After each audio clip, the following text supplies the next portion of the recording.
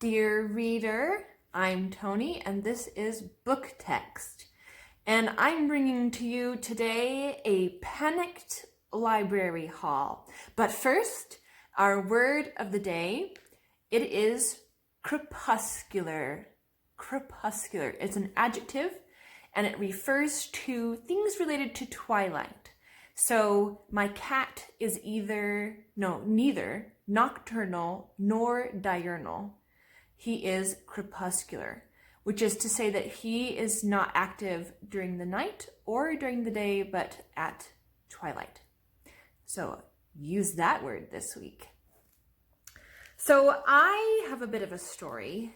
Last week, my university at which I teach was closed for the semester, of course, for the coronavirus, and everything else that I loved was canceled as well, and I needed a little bit of peace and comfort. So I retreated to my local library, and it was late in the evening. I don't usually go to the library late in the day. I'm usually a first person in the morning kind of thing.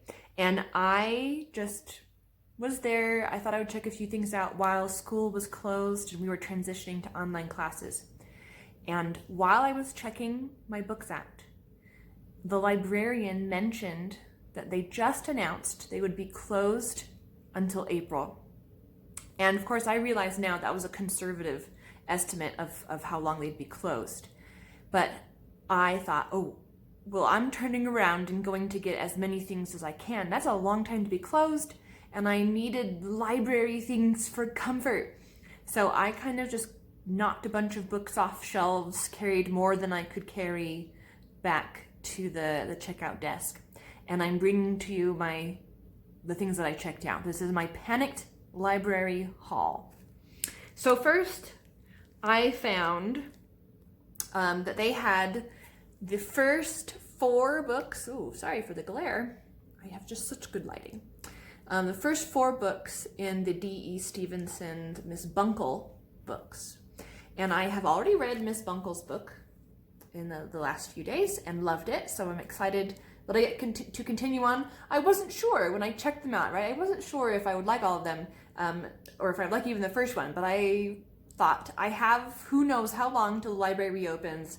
I'm going to check them all out just in case, and I'm glad I did because I enjoyed Miss Bunkle's book.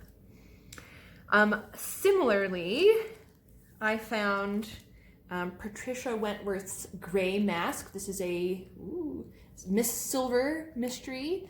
Patricia Wentworth is one of those, like D.E. Stevenson, an early 20th century woman writing. And I also love murder mysteries, so this is perfect. I actually was introduced to Patricia Wentworth by Lil at Lil's Vintage World. So I thought this would be my first Patricia Wentworth. It was, so far as I could tell, the only one they had on the shelf, so I took it. I also found Mary Stewart's 9 Coaches Waiting. I believe this is kind of a reimagining of Jane Eyre that gives Jane maybe a little bit more of a backbone. And it's a suspense novel. I love that. And I was introduced to Mary Stewart by Kate Howe at Kate Howe. So I'm looking forward to that as well. I have read a couple of Mary Stewart's, one that I really liked and one that was a kind of a so-so. I enjoyed Thorny Hold, and I own a copy of it now. I loved it. I found a couple of middle grade books because middle grade March was on my mind.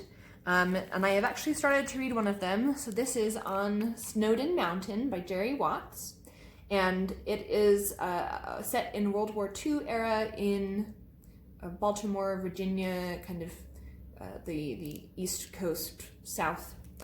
And it's about a girl named Ellen who is struggling with her mother's depression and her father being away at war. And I have read lots of similar books, and it's kind of read along those lines, but it's combined with the World War II setting that I also love to read about. And I haven't read anything that kind of has combined those.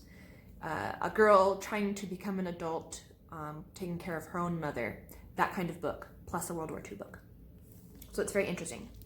I also checked out Aggie Morton, Mystery Queen, The Body Under the Piano. and this is by, I think I would say Martha Jocelyn. It is inspired by Agatha Christie. So another murder mystery, kind of a quick, funny read. It seems to remind me of another book that I just read called The Scandalous Sisterhood of Prickwillow Place by Julie Berry. Enjoyed that one, kind of reminiscent also of the Flavia de Luce books. So I think this is along the same lines. And last middle grade book that I checked out is The Peacock Detectives by Carly Nugent. And this just seems to be kind of a delightful, kind of deep romp through this girl's adventures in tracking down missing peacocks. I was first attracted by the cover, beautiful colors, and then the inside flap says, Cassie is an expert peacock detective. She's who the Hudsons from across the street call every time their pet peacocks, William Shakespeare and Virginia, wander away. She has a notebook for noticing, like any good detective. And I, for some reason, really like that. And the notebook for noticing is capitalized, like it's a proper thing. And I enjoy children who try to be grown-ups. So, The Peacock Detectives by Carly Nugent. Then I tell you, I checked out a lot of things. I checked out the second book in Maureen Johnson's Truly Devious books.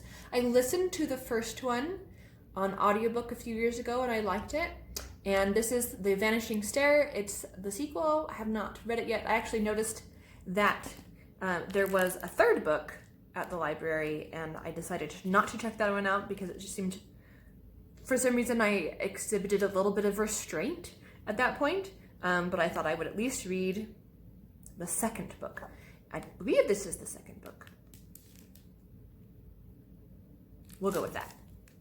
So, The Vanishing Stair. I got a lot of murder mysteries and things to read.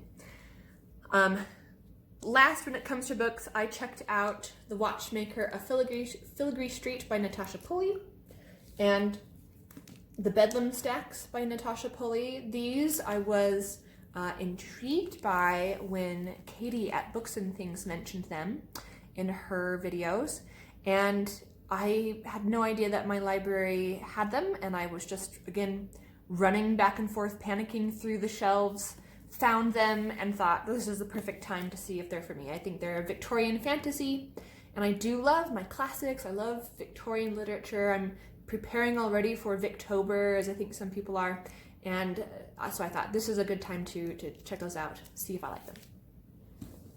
Last, I checked out some videos because my library has a really good collection of DVDs. And they do charge a small rental fee, except that I volunteer at the library, so I get them for free. So I had no restraints when it came to checking out DVDs. And I checked out 3 series. The Rosemary and Thyme movies. Rosemary and Thyme are an Acorn TV British murder mysteries about Rosemary Boxer and Laura Thyme, who become best friends, and I think they have a gardening, landscaping company together, and of course, every time they have a job, someone is murdered, and so they have to solve these mysteries together. So funny, so cozy. They make me want to run a business with my best friend. So I love these movies. Definitely a rewatch for me. I also checked out Partners in Crime, which is a adaptation of Agatha Christie's Tommy and Tuppence books, which I have read all the Tommy and Tuppence books and stories and enjoyed them. They're not my favorite Agatha Christie's, but they are different from the other Agatha Christie's. And so I thought, I've never seen an adaptation of these. I saw one that was kind of a combination, I think it was a combination of Tommy and Tuppence and Miss Marple. Wasn't the best, but I do love Jessica Raine, Jessica Raine, who played Jenny Lee in Call the Midwife. Oh, I love Call the Midwife. So I'm looking forward to this. And I also checked out the Aurora Teagarden Hallmark Mysteries collection.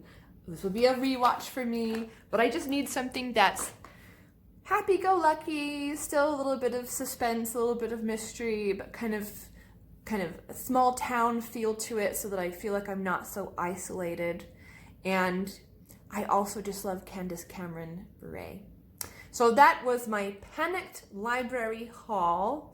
I am slowly working my way through it. I would like to know what you are doing during the quarantine. Are you reading books?